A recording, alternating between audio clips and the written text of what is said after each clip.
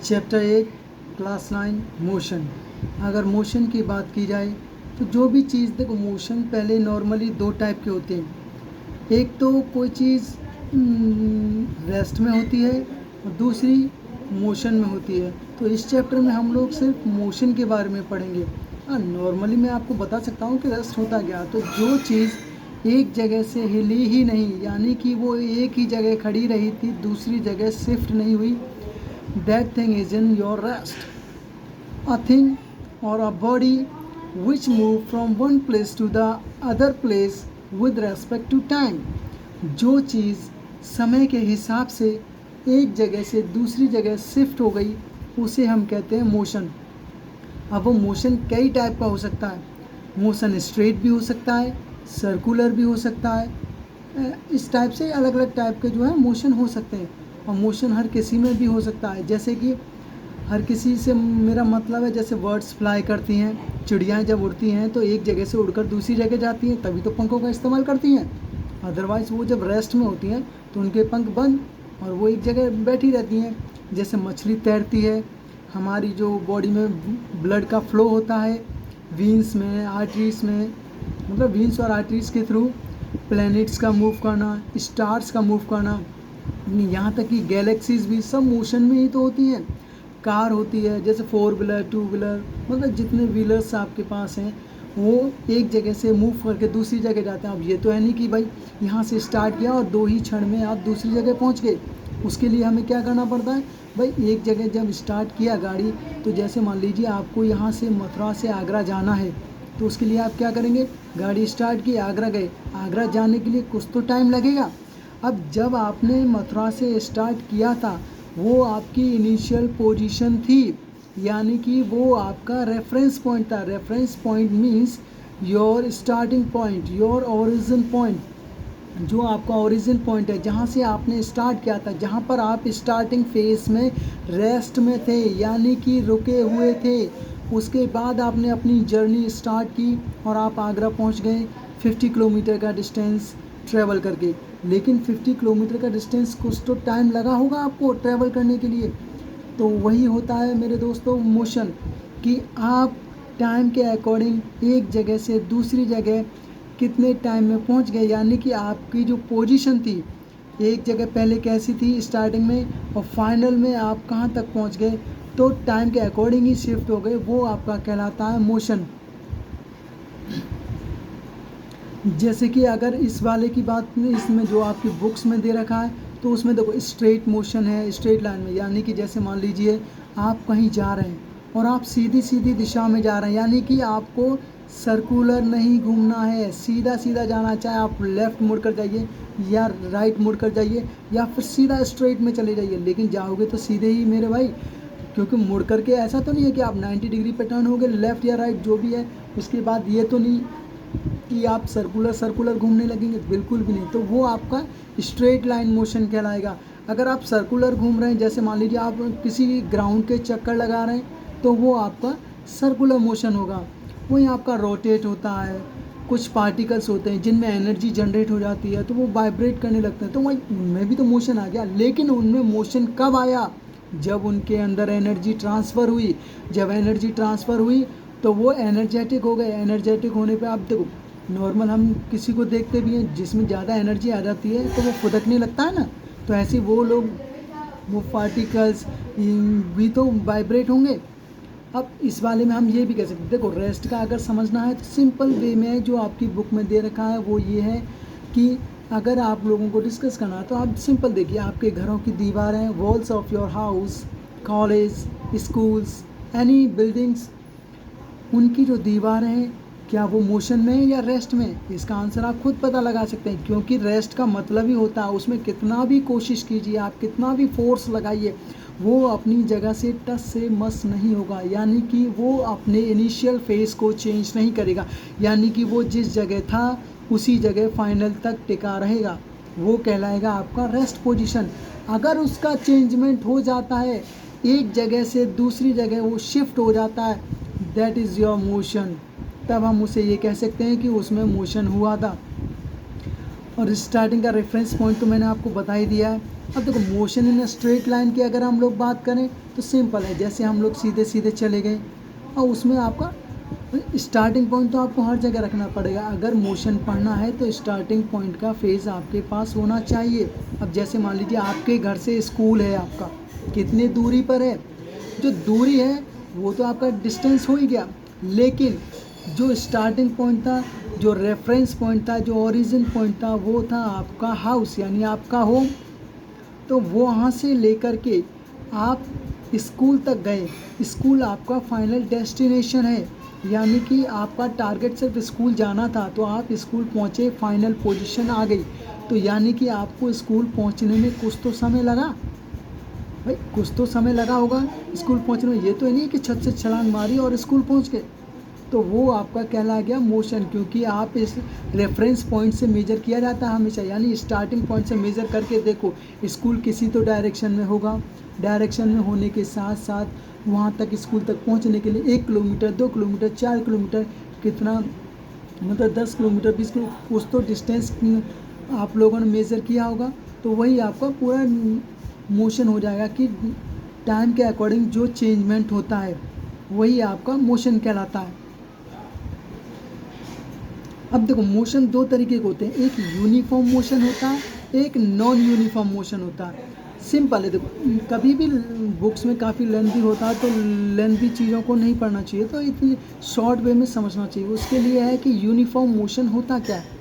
Uniform motion is that motion a motion which is change with respect to time, यानी कि एक motion जो time के according चलता जा रहा है। जैसे मान लीजिए एकदम फिक्स टाइम से चल रहा है। अगर आप मान लीजिए if you are travelling 5 metre in the first second, 5 metre more in the next second, 5 metre in the third and the second, 5 metre in the fourth second, जैसे कि हम लोगों को इसमें दे भी रखा है, मैं आप लोगों को बता देता हूँ एक बार में। If an object is moving along a straight line, जैसे कि आप लोगों को यहाँ तक दिया हुआ। अब जैसे इसमें देखो हर जगह पर 5 मीटर का डिस्टेंस कवर करने के लिए कहा गया है, तो 5 मीटर का डिस्टेंस है, तो इसका मतलब ये है कि जो आपका ऑब्जेक्ट है यानी जो आपकी बॉडी है वो क्या कर रही है, इक्वल डिस्टेंस कवर कर रही है इक्वल इंटरवल ऑफ टाइम में। यानी कि स्टार्टिंग में 5 मीटर डिस्टेंस कवर करने के लिए उसे मान लीजिए 2 सेकंड का टाइम लगा, ये तो कुछ कम हो गया। मान लीजिए 5 मीटर का कवर करना हो तो आपका नॉर्मल रख लीजिए, आपके हिसाब से आप रेंग कर भी जा रहे हैं तो आपको मान लीजिए 2 मिनट लग गए। वहीं दूसरा 5 मीटर का डिस्टेंस कवर किया, वो भी आपने सेम प्रोसेस किया, फिर तीसरा किया, फिर चौथा किया, मतलब कंटिन्यूसली आप उसी प्रोसेस को रिपीट करते रहे। तो ये आपका क्या होगा कि जो टाइम है वो टाइम के अकॉर्डिंग आपका डिस्टेंस भी सेम ही रहा, उतना ही टाइम लग रहा है और डिस्टेंस भी वही है, तो वो आपका यूनिफॉर्म मोशन कहलाएगा। और दूसरी तरफ आपका नॉन यूनिफॉर्म मोशन की अगर हम लोग बात करें तो नॉन यूनिफॉर्म मोशन का मतलब होता है कि आपका डिस्टेंस फ्लक्चुएट कर रहा है या फिर टाइम फ्लक्चुएट कर रहा है। अब मान लीजिए कि आपने डिस्टेंस आपका सेम रहा हमेशा, फर्स्ट फेज़ आप 5 मीटर गए, सेकंड फेज़ भी आपने 5 मीटर ट्रेवल किया, थर्ड फेज़ भी, फोर्थ फेज़ भी, कंटिन्यूसली आप सारे फेसेस को 5 मीटर डिस्टेंस से ट्रेवल करते रहे, लेकिन आपका जो टाइम टेकन था वो आपका चेंज हो गया। फर्स्ट फेज़ के लिए 5 means first 5 metre distance cover करने के लिए आपने 2 मिनट्स का यूज़ किया, क्योंकि आप रेंग कर चल रहे हैं। सपोज़ कीजिए आप रेंग कर चल रहे हैं, सेकंड 5 मीटर डिस्टेंस को कवर करने के लिए आपको 1 मिनट लगा, तो इसका मतलब आप दौड़ कर गए, मतलब भाग करके गए। अगले थर्ड 5 मीटर डिस्टेंस को कवर करने के लिए फिर आपको 3 मिनट का टाइम लगा। तो ये आपका जो टाइम और डिस्टेंस का जो कॉम्बिनेशन है, यानी कि जो एकदम ये कह लीजिए कि इक्वल नहीं है, अनइक्वल है, वो आपका नॉन यूनिफॉर्म होगा। जहाँ पर इक्वल हो जाएगा वो आपका यूनिफॉर्म मोशन कहलाएगा। अगर देखो एक तो सिंपल एक बात और होती है इसमें, वो है आपका एवरेज निकालने का। मोस्टली बच्चे जो हैं वो एवरेज निकालने के लिए गड़बड़ कर देते हैं। वो जो गड़बड़ करते हैं उसका मतलब ये है कि उन्हें समझ में नहीं आ पाता है कि उन्हें क्या करना चाहिए। तो उसके लिए ये है, ये सिंपल सा एक फॉर्मूला दिया हुआ होता है आपकी बुक्स में, आप इसे फॉलो कर सकते हैं। तो ये है कि average speed equal to total distance travelled upon total time taken, यानी कि आप एवरेज तब निकलता है जैसे कि आपने पहला फेज़ किसी और डिस्टेंस, मतलब मान लीजिए 5 मीटर ट्रेवल किया, सेकंड फेज़ आपने 6 मीटर ट्रेवल किया, थर्ड फेज़ आपने 2 मीटर ट्रेवल किया। तो अगर मैं ये कहूँ कि तीनों फेज़ ट्रेवल किए तो उसका एवरेज कितना लगभग, यानी कि कितना फेज़ उसने कितने की स्पीड से किया होगा। तो सिंपल ये है कि उसको, जैसे फर्स्ट फेज़ आपने 5 मीटर ट्रेवल किया था लेकिन 2 मिनट्स में, सेकंड फेज़ 6 मीटर ट्रेवल किया लेकिन 3 मिनट में, थर्ड फेज़ 2 मीटर ट्रेवल किया लेकिन 1 मिनट में। तो पहले आपको सारे डिस्टेंस को प्लस करना है, उस यानी सम करना है, उसको टोटल ऑफ टाइम से डिवाइड कर देंगे तो आपका एवरेज आ जाएगा। वही सपोज़ कर लीजिए जैसे आपकी क्लास में कुछ स्टूडेंट्स के नंबर 50 है, किसी के 60 है, किसी का 70 है, किसी का 80 है, किसी का 90 है। तो टीचर आपको एवरेज बता दिया ना कि लगभग, इसका मतलब यह है कि हर स्टूडेंट के लगभग इतने नंबर तो हो ही सकते हैं। मतलब ये कह लीजिए एक तरीके से मिडिल टर्म टाइप का निकल आता है कि आपको लगभग हर बच्चे का जो एवरेज होगा, यानी हर स्टूडेंट के जो नंबर होंगे वो इतने तो होंगे ही। अब देखो स्पीड विद डायरेक्शन, अब डायरेक्शन के हिसाब से अगर हम लोग स्पीड की बात करें तो the rate of motion of an object can be more comprehensive if we specify its direction of motion along with its speed. The quantity that specifies both these aspects is called velocity। पहली बात तो हमें ये समझना पड़ेगा कि speed होती क्या है। स्पीड दोस्तों सिंपल सा है, कुछ रटना नहीं है, क्योंकि जब तक आप रटोगे, रटने वाली चीज़ें एक दिन रहेंगी, 2 दिन रहेंगी, फिर गायब हो जाएंगी। इसीलिए जब भी समझना चाहिए हमेशा कॉन्सेप्ट बेस पे समझना चाहिए, चाहे उसमें टाइम ही ना लगे। और obviously concept base is a time taking, उसमें समय लगता ही है। तो उसके लिए आप लोग क्या करें कि कॉन्सेप्ट बेस में समझें, हालांकि टाइम लगेगा लेकिन आपके भविष्य के लिए अच्छा हो जाएगा, आपको लॉन्ग टर्म के लिए काफ़ी याद रहेगा वो।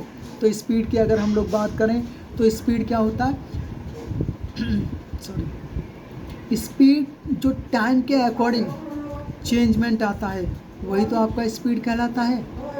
यानी कि जैसे मान लीजिए मैंने कोई डिस्टेंस कवर किया, 10 किलोमीटर का डिस्टेंस कवर किया 1 आवर में, चलो मान लीजिए 10 किलोमीटर का डिस्टेंस ट्रेवल किया है मैंने 1 आवर में, तो मेरी स्पीड कितनी हो जाएगी 10 किलोमीटर पर आवर, यानी कि मैं 1 घंटे में 10 किलोमीटर का डिस्टेंस कवर करता हूँ।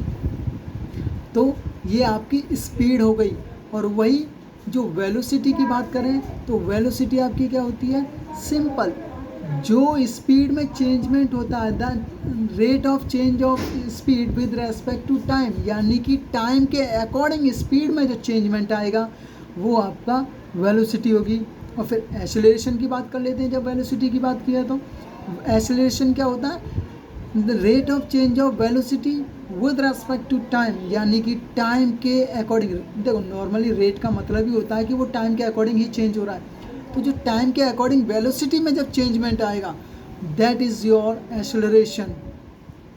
अब तो एवरेज वेलोसिटी निकालनी है तो सिंपल है, मैंने पहले ही बताया कि सबको प्लस करो और 2 है, तो इसमें जो एवरेज वेलोसिटी निकलेगी उसके लिए आपको क्या करना है, initial velocity plus final velocity.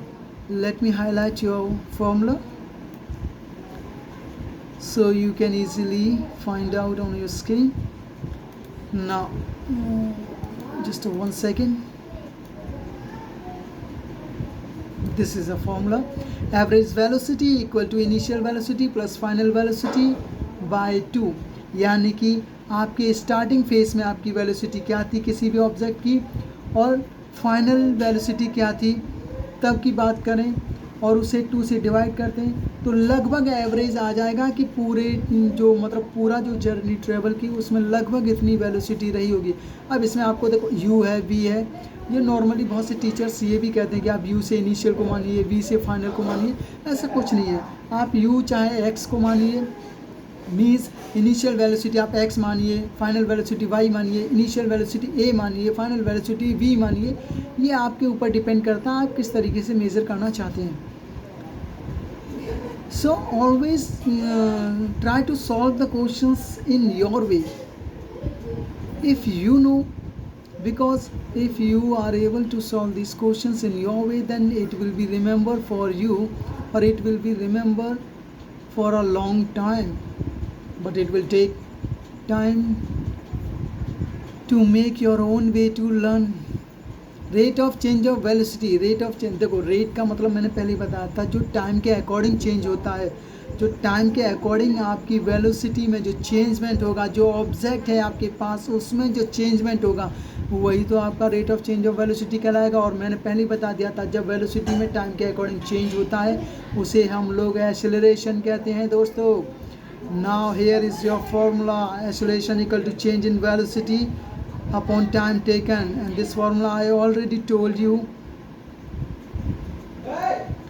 Now here v or u, there is no matter if you are using v or u, then you can use by your own way. Either you can use x, y, a, b, c, d, and whatever you want to use, then you can. But in the next video we will try to solve, or we will solve the numericals of this chapter, so don't worry my friends. Graphical representation of motions. अब देखो mostly students को ये समझ में नहीं आता है, जो ग्राफ दिए हुए होते हैं शुरुआत में तो वो लोग क्या करते हैं, ज़्यादातर मोस्टली स्टूडेंट्स उसे रट करके रख लेते हैं, लेकिन बाद में वो भूल जाते हैं कि कौन सा ग्राफ क्या कह रहा है। तो उसके लिए आपको रटने की बिल्कुल भी ज़रूरत नहीं है। Here I am who will teach you and who will try to explain you everything whatever I can give you. Distance time graph, यानी कि सिंपल है, हेडिंग से ही हमें पता चलता है कि डिस्टेंस टाइम ग्राफ कहना क्या चाह रहा है। वो कहना चाह रहा है कि आपके टाइम के अकॉर्डिंग जो डिस्टेंस में चेंजमेंट आता है वो हम कैसे करें। अब देखो डिस्टेंस टाइम, ये जो आपका नॉर्मल दे रखा है ये आपके लिए यूनिफॉर्म के लिए है। देखिए लेट मी ड्रॉ, इस वाले की बात कर रहा हूँ मैं, ये जो ग्राफ दे रखा है ये वाला, ये आपका डिस्टेंस टाइम ग्राफ है। इसका मतलब देखो जब भी कभी भी आपको लाइन स्ट्रेट लाइन में दी रखी हो, ये जो मिडिल टर्म की जो लाइन है, ये वाली जो लाइन जा रही है, ये अगर आपको मिडिल में और स्ट्रेट दे रखी है, it means your time distance graph means an object is moving with a uniform speed, यानी कि आपका जो ऑब्जेक्ट है, आपके पास जो ऑब्जेक्ट है वो यूनिफॉर्म स्पीड से चल रहा है। अब यूनिफॉर्म स्पीड का मतलब क्या था, ये मैंने पहले ही बताया, चलिए दोबारा भी एक्सप्लेन एक बार कर देते हैं कि जो टाइम, जैसे मान लीजिए पहले मैंने 2 किलोमीटर का डिस्टेंस कवर किया 1 मिनट में, उसके बाद मैंने 3 किलोमीटर, फिर 2 किलोमीटर का डिस्टेंस फिर अगेन मैंने कवर किया इन 1 मिनट। तब now I can say that this is a uniform time graph, means हर बार मैंने डिस्टेंस कितना लिया है 2 किलोमीटर, और हर बार मुझे टाइम कितना लगा है 1 मिनट, यानी 2 किलोमीटर डिस्टेंस और ये 1 मिनट का टाइम लगा। तो यानी कि हर बार मुझे सेम चीज़ फॉलो हो रही है, डिस्टेंस भी सेम है, टाइम भी सेम है। तभी तो मैंने पहले भी बताया कि जो टाइम इक्वल टाइम हो, equal interval of time in equal distance in equal interval of time, यानी कि टाइम भी सेम है, डिस्टेंस भी सेम है, वो आपका यूनिफॉर्म होता है। जब ये दोनों में थोड़ा डिफरेंस होने लगता है तो वो आपका नॉन यूनिफॉर्म होता है। अब देखिए उसके लिए आपके लिए क्या दे रखा है इसमें, देखिए the distance travel by an object is directly proportional to time taken, यानी कि सिंपल है डायरेक्टली। अब देखो यहाँ पे अब आपको दूसरी नई चीज़ सीखने के लिए मिल गई है, ये जो डायरेक्टली प्रोपोर्शनल है, ये जो डायरेक्टली प्रोपोर्शनल है, ये चीज़ के बारे में बात करें हम। ये जो डायरेक्टली प्रोपोर्शनल है इसका मतलब होता है, जैसे कि अब मान लीजिए distance is directly proportional to time, यानी कि डायरेक्टली प्रोपोर्शनल का मतलब देखो जब हम डायरेक्टली प्रोपोर्शनल का साइन हटाते हैं तो इसके लिए हम लोग कोई सा भी कांस्टेंट टर्म यूज़ कर लेते हैं। इसके लिए एक फिक्स कांस्टेंट टर्म होते हैं, उन्हें यूज़ कर लेते हैं। तो यहाँ पे हम लोग उसके बारे में बात नहीं कर रहे हैं। फ़िलहाल हम लोग डायरेक्टली प्रोपोर्शनल के बारे में बात कर रहे हैं। डायरेक्टली प्रोपोर्शनल होता है और एक इन्वर्सली प्रोपोर्शनल होता है। डायरेक्टली प्रोपोर्शनल का मतलब होता है कि कोई एक बॉडी इंक्रीज़ होती है। सपोज़ कीजिए आपका डी अगर इंक्रीज़ हो रहा है, यानी डी बढ़ता जा रहा है, तो ऑटोमेटिकली टी इंक्रीज़ होता चला जाएगा। दिस इज़ डायरेक्टली प्रोपोर्शनल, क्योंकि जो चीज़ अगर मान लीजिए टी बढ़ रहा है तो डी ऑटोमेटिकली बढ़ेगा, डी बढ़ रहा है तो टी बढ़ेगा। इसी का तो मतलब है डायरेक्टली प्रोपोर्शनल। और एक होता है inversely proportional. Let me draw. Proportional का साइन सेम होता है, कभी भी कंफ्यूज नहीं हुई है। बस ये है कि डायरेक्टली प्रोपोर्शनल में जो आपका वर्ड जो भी आपको दिया होता है वो एग्जैक्टली सामने लिखा होता है, और इन्वर्सली प्रोपोर्शनल में वो 1/, करके लिखा होता है, यानी इन्वर्स की फॉर्म में लिखा हुआ होता है। मोस्टली क्या, ऑलवेज इन्वर्स की फॉर्म में ही होता है। तो ये आपका इन्वर्सली प्रोपोर्शनल हो गया ये। तो इसका मतलब ये हो गया कि अगर डी इंक्रीज़ होगा तो टी डिक्रीज़ होगा, उसका जस्ट अपोजिट होता है। अगर टी इंक्रीज़ हुआ तो डी हमारा डिक्रीज़ होगा। एक बार आपको देखेंगे, यहाँ पर बना कर देखते हैं। चलिए, ये होता है आपका डायरेक्टली प्रोपोर्शनल। इसका मतलब डी इंक्रीज़ हुआ तो टी भी इंक्रीज़ होगा, और आपको बढ़ाने की ज़रूरत नहीं है, वो ऑटोमेटिकली अपने आप ही इंक्रीज़ हो जाएगा। इसी का तो मतलब है डायरेक्टली प्रोपोर्शनल। अरे एक होता है inversely proportional. Suppose d is inversely proportional to t, so if d is increase then t will decrease, यानी इसमें जस्ट इसका उल्टा होता है। अगर टी इंक्रीज़ होगा तो डी डिक्रीज़ होगा, यानी डी घटेगा। ये होता है आपका इन्वर्सली प्रोपोर्शनल। नॉन यूनिफॉर्म अभी मैंने आपको बता ही दिया था। यूनिफॉर्म में आपका स्ट्रेट जाता था। आप देखो शुरुआत में ये टाइम के अकॉर्डिंग कैसे चेंजमेंट होता चला गया, और अभी ये कैसे चेंजमेंट धीरे धीरे, देखो इसमें जब इसकी जब बात करें, लेट मी ड्रॉ, इसकी बात करें, ये देखो कैसे चेंज होता जा रहा है ये टाइम के अकॉर्डिंग। तो ये हो गया आपका मीन्स नॉन यूनिफॉर्म, अनयूनिफॉर्म कह लीजिए, या फिर नॉन यूनिफॉर्म मोशन।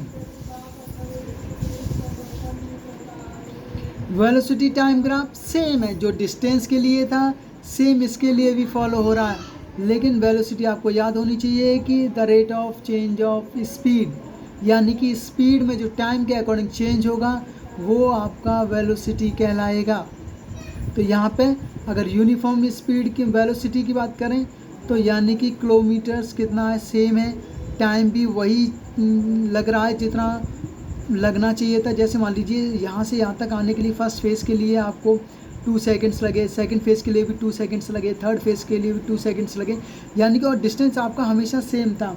जैसे मान लीजिए 5 मीटर था, फिर 5 मीटर था, फिर 5 मीटर था, यानी डिस्टेंस हमेशा सेम रहा, टाइम भी सेम रहा, तो ये आपका यूनिफॉर्म हो गया। अगर इन दोनों में डिफरेंस हो जाता है, यानी कि डिस्टेंस आपका सेम रहा लेकिन टाइम में चेंज होते चले गए, वो आपका नॉन यूनिफॉर्म कहलाएगा।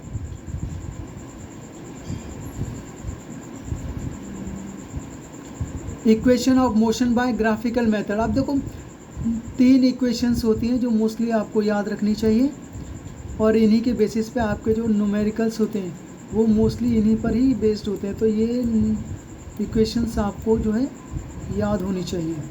v equal to u plus a t. अब देखो v का मतलब यहाँ पर फाइनल वेलोसिटी दिया हुआ है, v equal to final velocity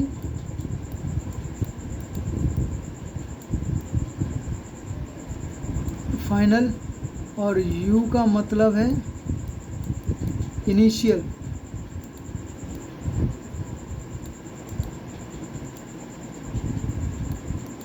writing को देख के तो अवार्ड विनिंग राइटिंग लगती है।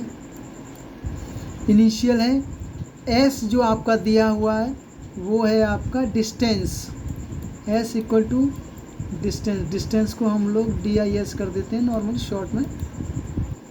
स्मार्ट बच्चे हो, 21st सेंचुरी के हो, इतना तो समझ ही सकते हैं।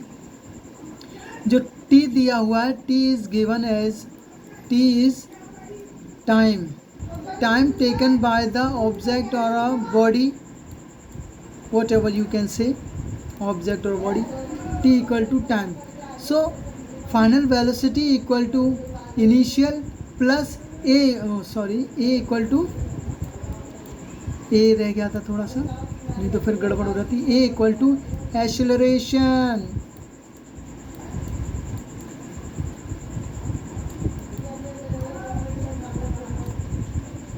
सॉरी स्पेलिंग का थोड़ा मिस्टेक हो गया, अभी ए डबल सी कर दिया है, एक्सेलरेशन. एक्सेलरेशन होता है यानी फाइनल वेलोसिटी इक्वल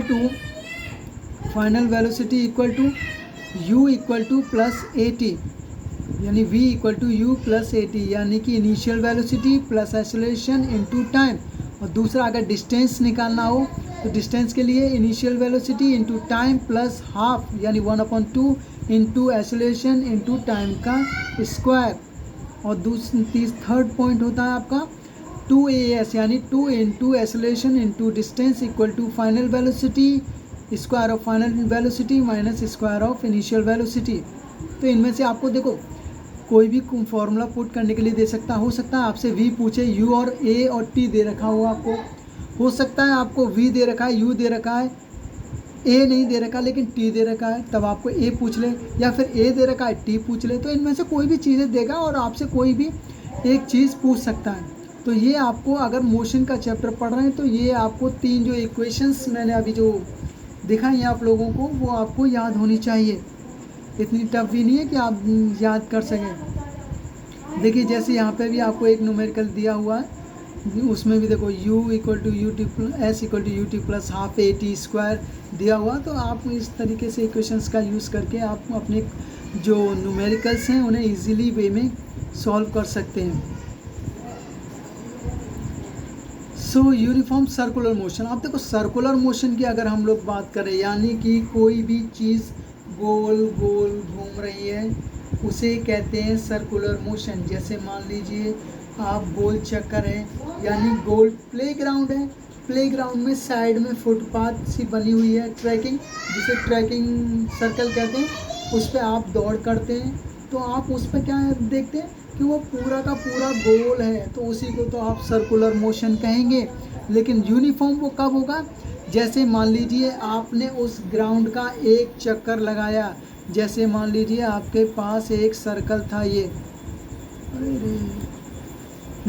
अब आपने इसका एक चक्कर लगाया, इस तरीके से आपने एक चक्कर लगाया उसका, लेकिन एक पर्टिकुलर टाइम के अंदर, जैसे ये चक्कर मान लीजिए आपके पास 2 किलोमीटर का डिस्टेंस है इस पूरे सर्कल का, ये 2 किलोमीटर है. अगर आप इस पर दौड़ करते करते ट्रैक पर ये दौड़ करते करते ऐसे करके मूव करते हुए जाएंगे तो 2 किलोमीटर का डिस्टेंस है, लेकिन आपने स्पीड बढ़ा दी, या कैसे भी इनिशियल फेज़ में जैसे रही आपकी स्पीड, उस पर अगर हम लोग बात करें तो जैसे इनिशियल स्पीड में जो भी आपकी स्पीड थी 2 किलोमीटर का डिस्टेंस आपने कवर कर लिया. मान लीजिए अब कितना मानोगे, या कितना भी स्लो चलो तो मान लो वॉकिंग भी करते हो या कैसे भी करके, तो आपने सपोज़ कर लीजिए चलो आपको दिया 3 मिनट में, दौड़ करके आपने 3 मिनट में 2 किलोमीटर का डिस्टेंस कवर कर लिया आसानी से.